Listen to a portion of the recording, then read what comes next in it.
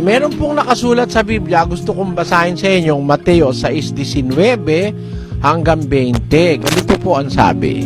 Huwag kayong magtipon ng mga kayamanan sa lupa, na dito'y sumisira ang tanga at ang kalawang, at dito'y nanghuhukay at nagsisipagnakaw ang mga magnanakaw.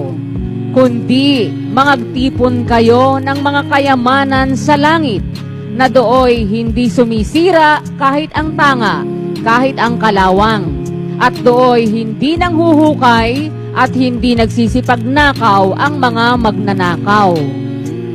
Ayan, nako, napakaganda nun, kapatid. Di ba?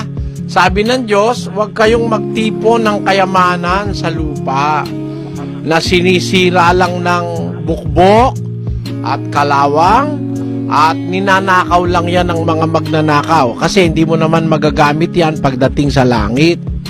Ang dapat, ang iipunin natin yung kayamanan sa langit. Alam naman natin yung kahulugan nun, yung kayamanan sa langit, yung mga mabubuting gawa na ginagawa natin sa Diyos at sa mga tao. Yun ang mga kayamanan sa langit. Pero hindi naman masama, kapatid, na mayroong kang pera. Hindi naman masama na maghanap buhay ka. Hindi naman masama na mag-ipon ka para sa iyong pamilya. Hindi naman masama yun kasi kung ang iniipon mo naman para lang na magagamit mo, ang masama yung iba, yung masyadong greedy o yung matakaw. Sobra-sobra na nang aagrabyado pa sa iba para yumaman ang mayamang mayaman. Hindi naman masama yung mayaman, meron namang mga tao talagang mayayaman na ginawa ang Diyos. Pero yung mayayaman, inuutusan ng Diyos na wag ipon lang ng ipon, dapat nagbibigay ka naman sa mahihirap.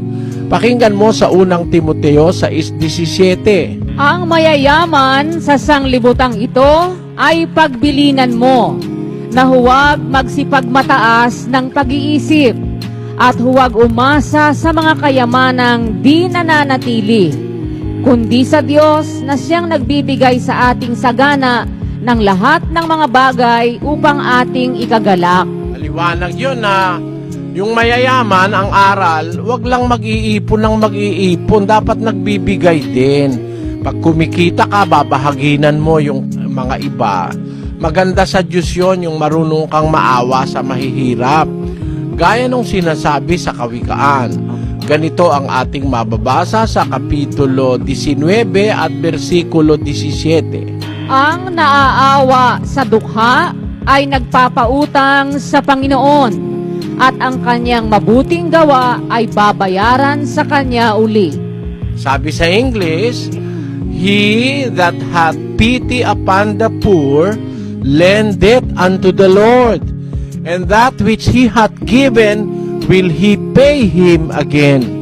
So, kung meron tayong kayamanan sa mundo, hindi naman masama, lalo na kung meron tayong pagtulong sa kapwa.